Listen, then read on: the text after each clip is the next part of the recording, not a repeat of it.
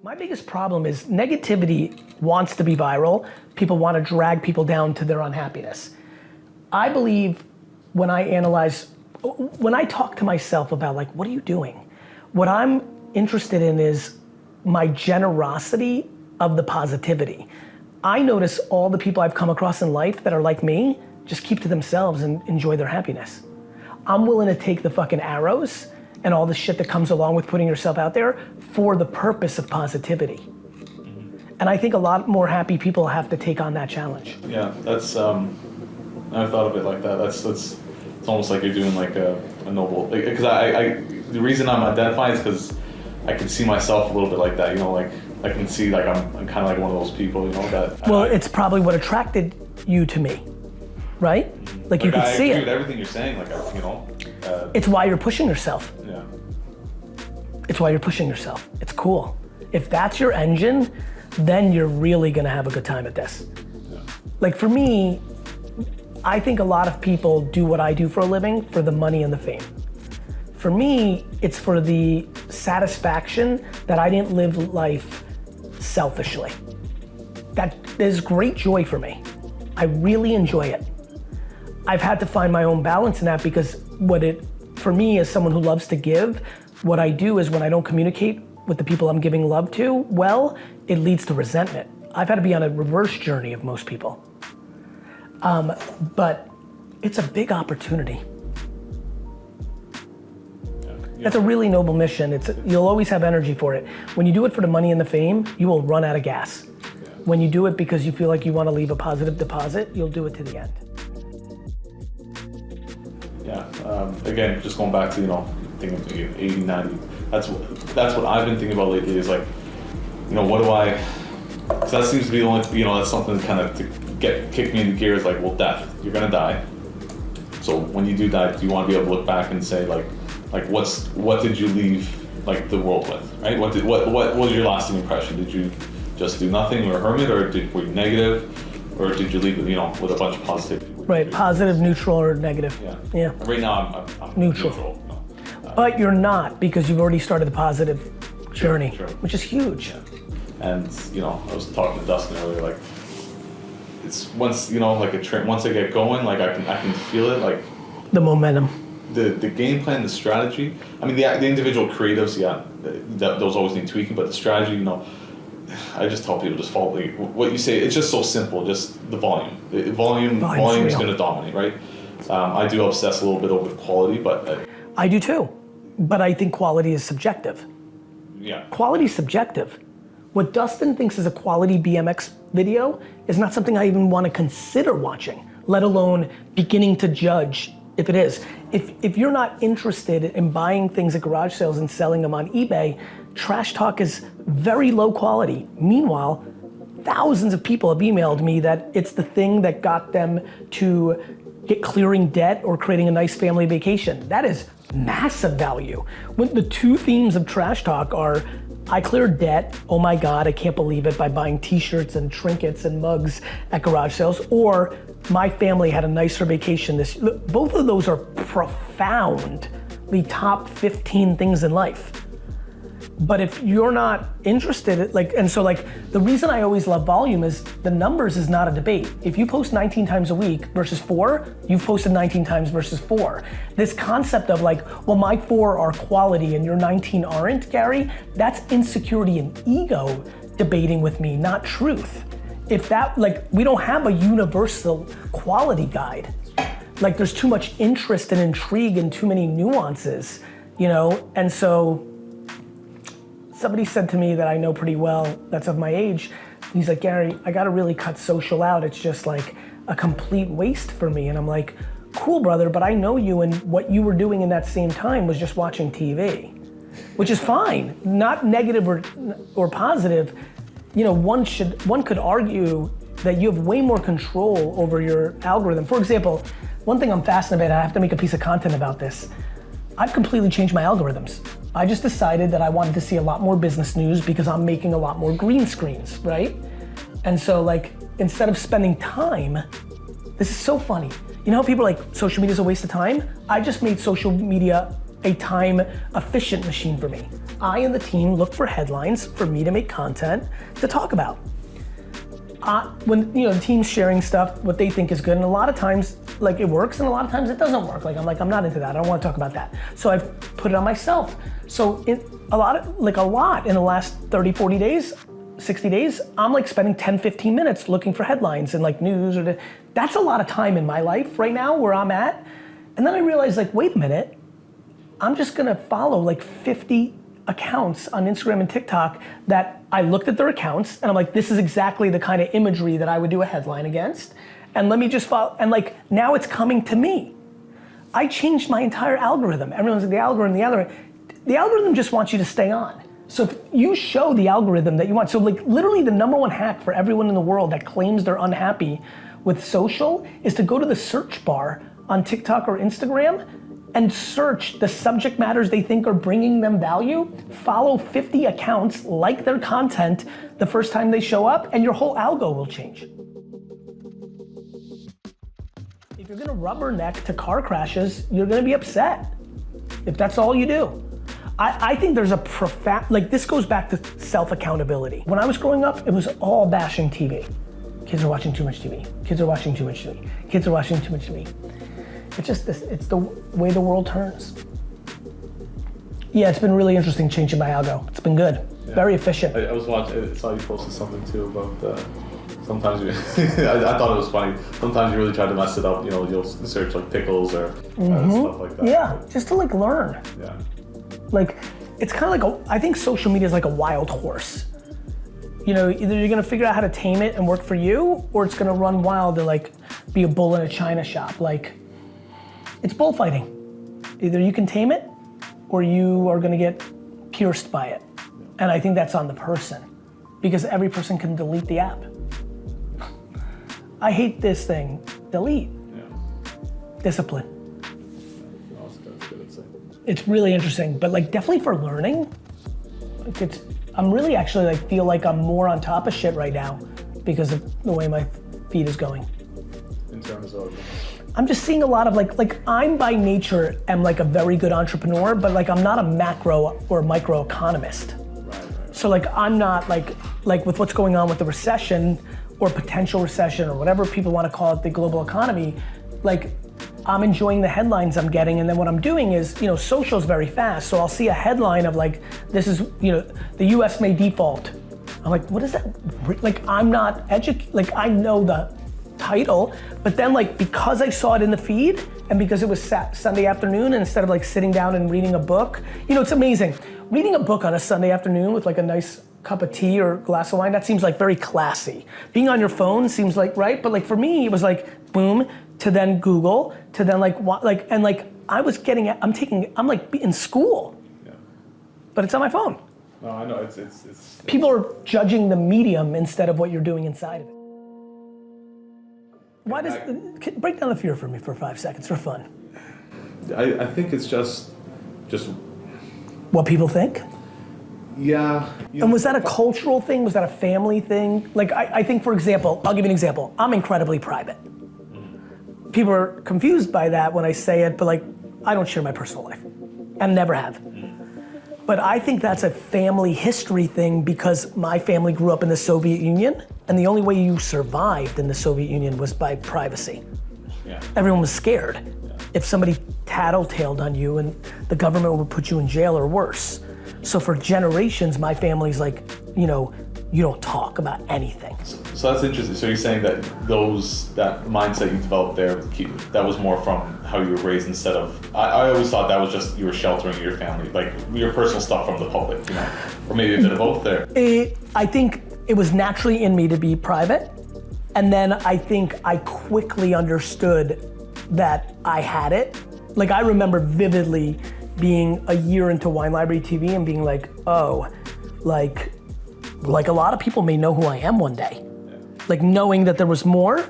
And so I feel like I consciously knew that it would be a good thing to protect that.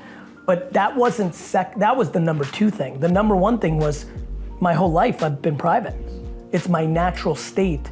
I don't want to, it's very funny, it's very empathetic, by the way. One of the reasons I'm private is that I don't want other people to have to worry about me. My biggest weakness up to this point in my life is the inability to be vulnerable. I just don't want to put baggage on people. People have their own, it's also my greatest gift. In a world where I know most people are struggling with shit, and really, the things that I struggle with are like it's just shocking to me how little ability I have to dwell on my biggest concerns. The thought that anything lasts a day is profound.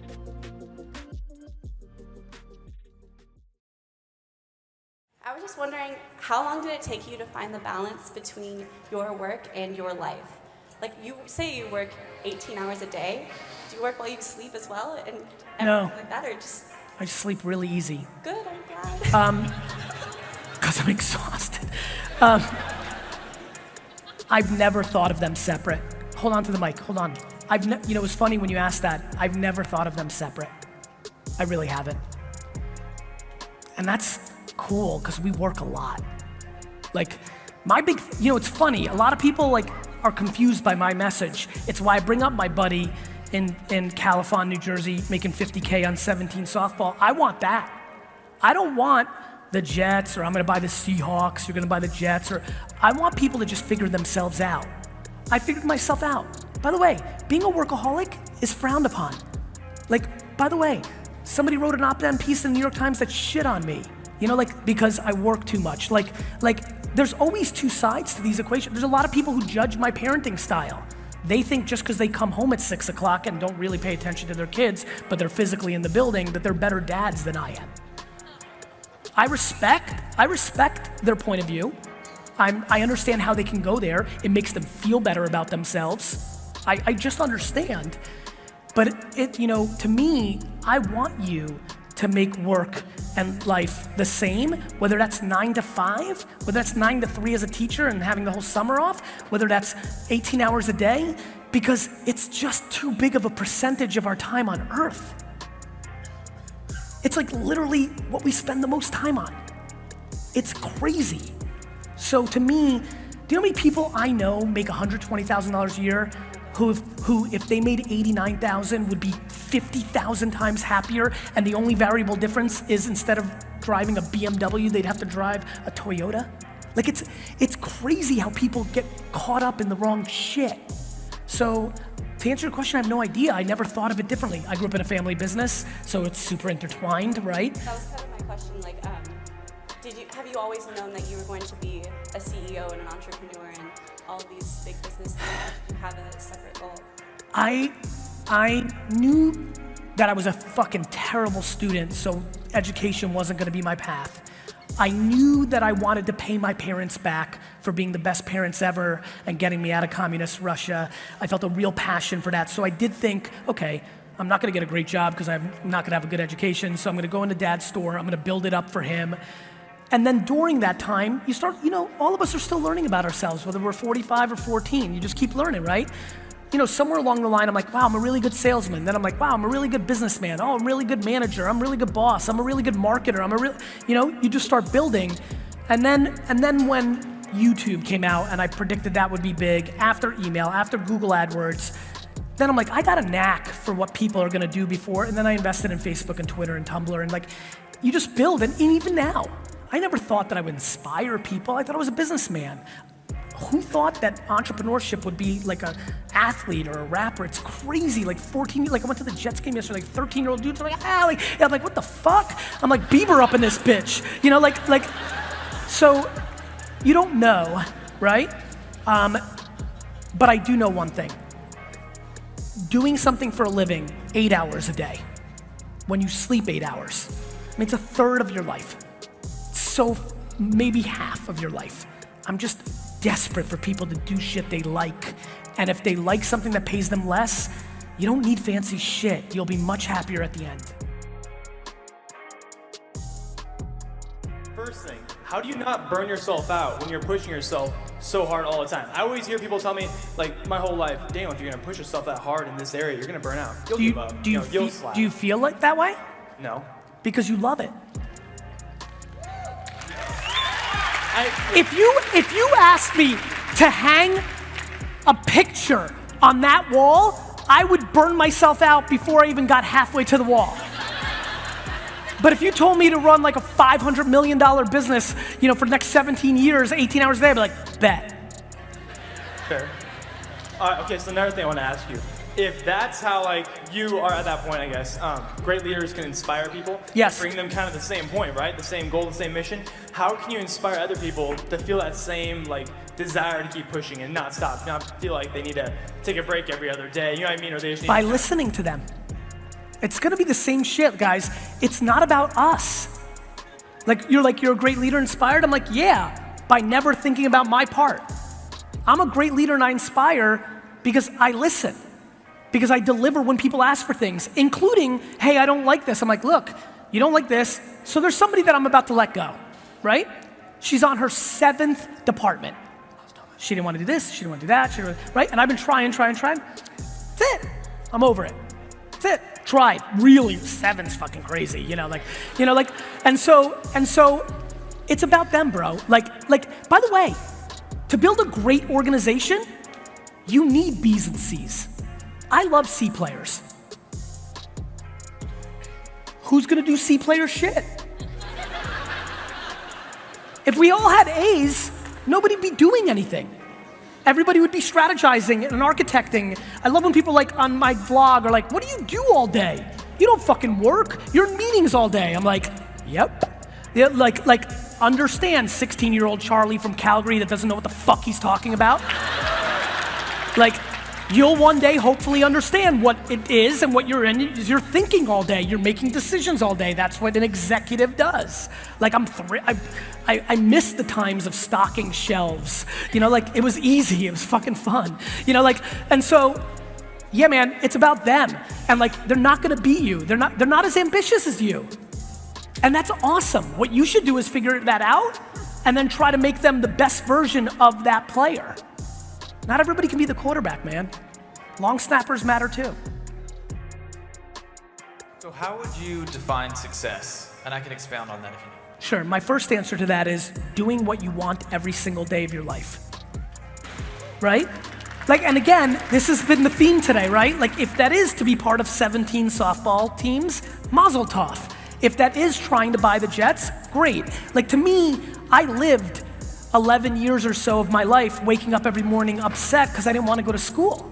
I didn't want to do that. I remember what it feels like. Sunday, this time of year, fall, I love the Jets so much, right, that I was pumped, but Sunday nights were the worst. Knowing that the next day was the start of this terrible fucking week that I fucking hated. Now to wake up, I'm fucking on vacation always. I wake up every day fucking fired up, right? So being able to do what you want when you want, and it doesn't take a lot of money to do that. People are very confused on how much money it takes to do what you want, how you want.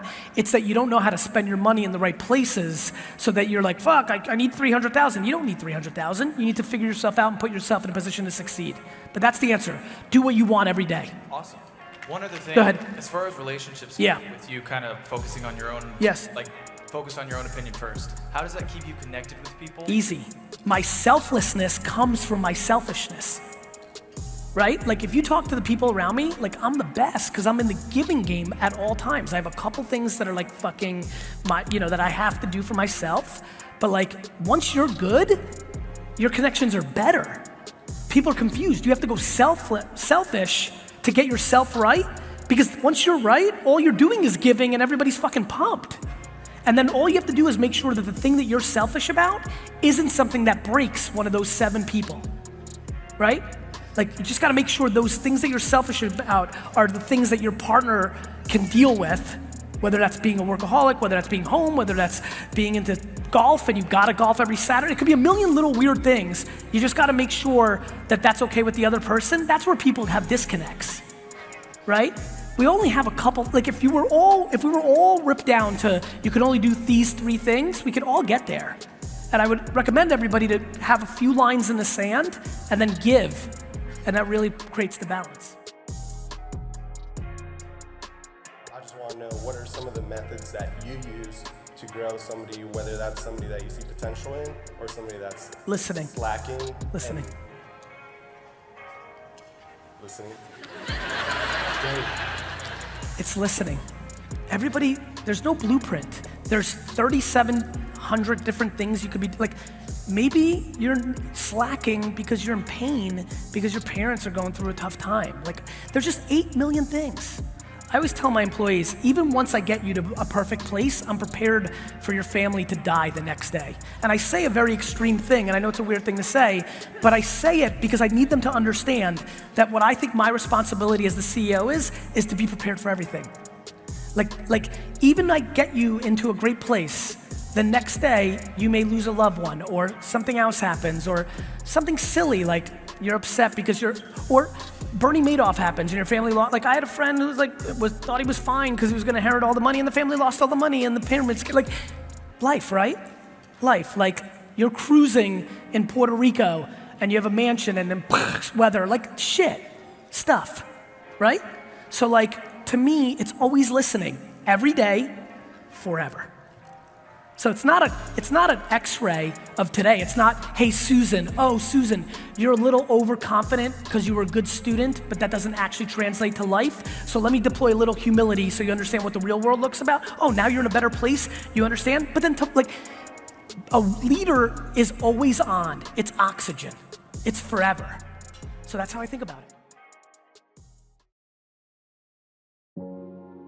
How would you kind of approach getting the word out there, driving adoption, content, platforms, all that good stuff? You know, I think it's education comes in the form of communication, right? Like, Yep.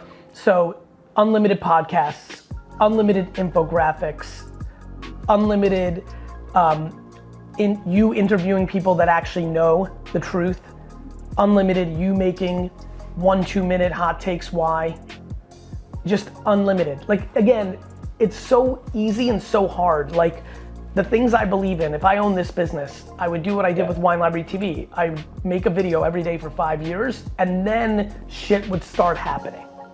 Right.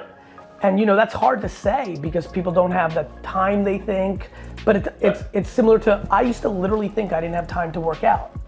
I'm busier than ever and I have time to work out. I prioritized. Most people are not prioritizing content creation without realizing it is the oxygen of their growth. People think social media content is like some nice little nice to have or tier 6 to my real business.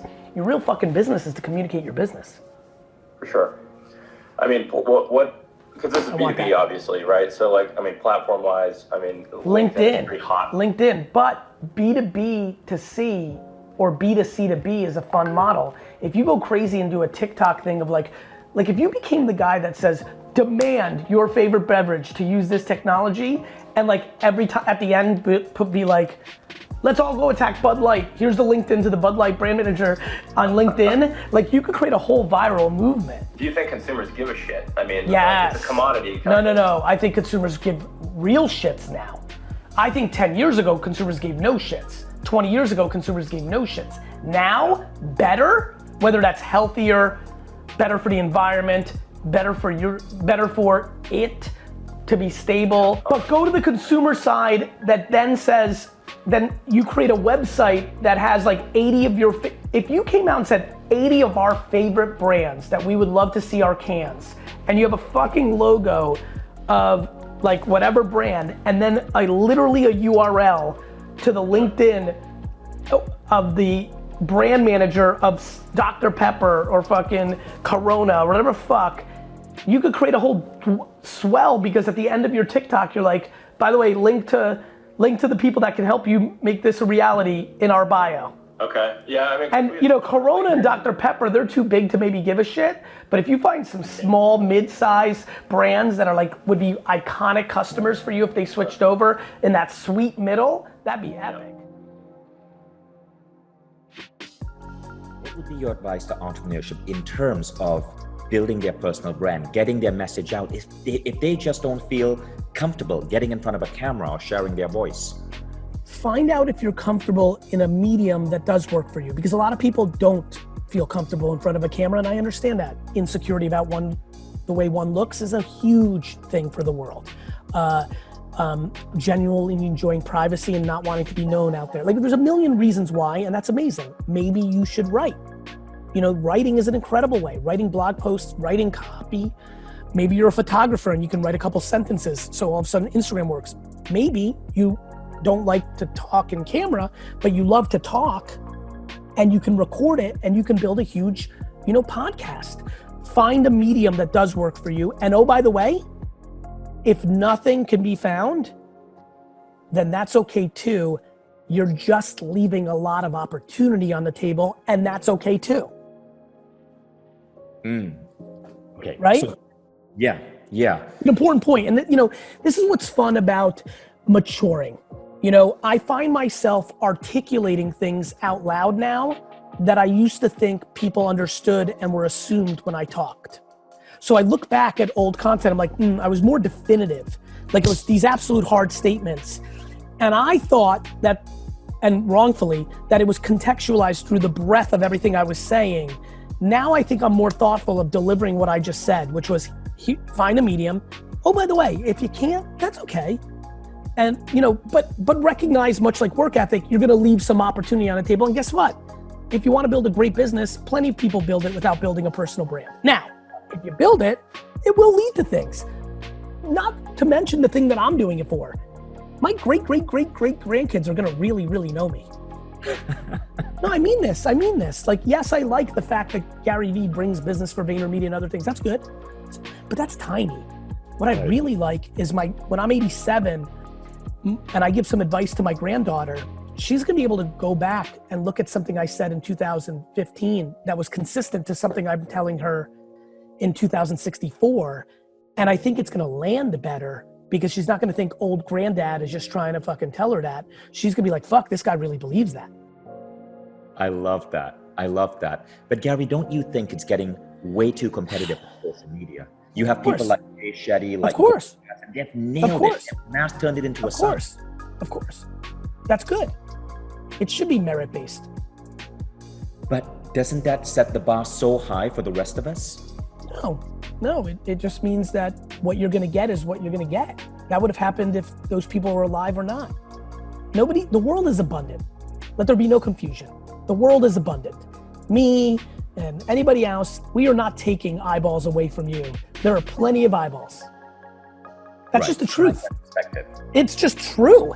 It's just true. The question you just asked is the same question I was asked 2 years ago, 4 years ago, 6 years ago, 8 years ago, and there's many more people on now, and I'll be asked it again in 20 years, and it's still gonna be the same answer. The world is abundant. You are gonna get what you're gonna get. Nobody's, I've met a lot of people that are like, oh, that influencer's taking my audience. I'm like, first of all, it's not your audience. The audience is the audience. Nobody owns anything. Number two, there are 7.7 billion people on earth. There's plenty of audience for you.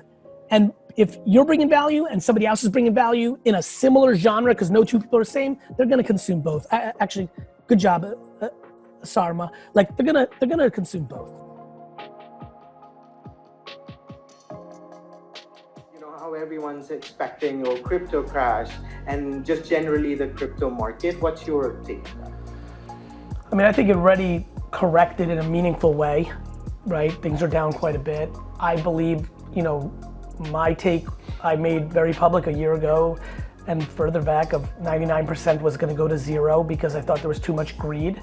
But the macro is very real, and I think over the next 3 to 5 years, blockchain technology will be a meaningful part of our society. And how are we able to see more integration of AI into NFTs? What's your take on AI and NFTs combined? I think AI is going to be a part of everything. It's like an oxygen technology. It's a utility to make things more efficient.